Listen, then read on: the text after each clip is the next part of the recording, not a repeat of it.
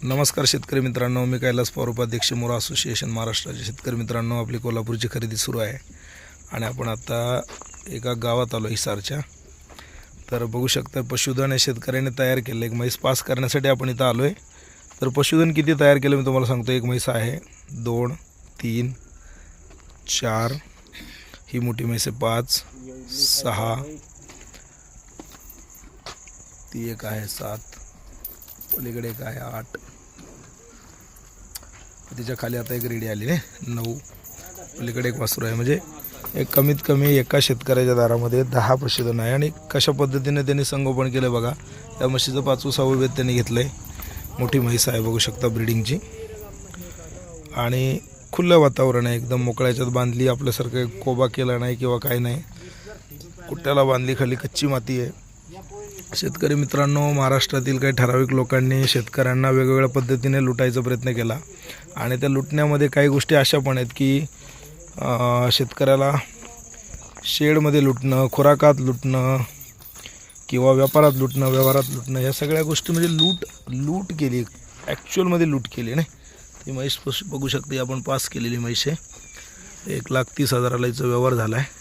आणि म्हशीचा आता आपण धार दुसऱ्यांदा बघणार आहे. सकाळी म्हैस बघून गेलेलो आपण, व्यवहार केलेला बघू शकता. अतिशय छान अशी कणीदार शिंग, बारीक चेहरामोरा आणि सुंदर म्हैस आहे. तर महाराष्ट्रातील लोकांनीच महाराष्ट्राला बरबाद केलं मुराच्या बाबतीत. बघू शकता याचं स्ट्रक्चर बघू शकता, खूप छान आहे. दुधाला एवढी मजबूत चालेल. हा भाई बांध दे, बच्चा खोल दे, छान. तर मुरा पशुपालन करताना लक्षात घ्या, या जनावराला नैसर्गिक वातावरण आवडतं. याला कुठल्याही प्रकारचं शेड कोबा याची आवश्यकता नाही. त्याला चिखल द्या, पाणी द्या, मोकळी माती द्या, हिरवा चारा द्या, फिरायला द्या, त्याला साखळीमधून मुक्त करा. हे पशुधन तुम्हाला मजबूत यश देत आहे. 12 महिन्याला एक रेडी तयार करा. बघा सुंदरता बघा, ग्रामीण परिवेश आहे. हिची आई 2,10,000ला विकली त्यांनी. रेडी बघा, आजही पशुधन काय रुपायचं तुम्ही बघू शकता.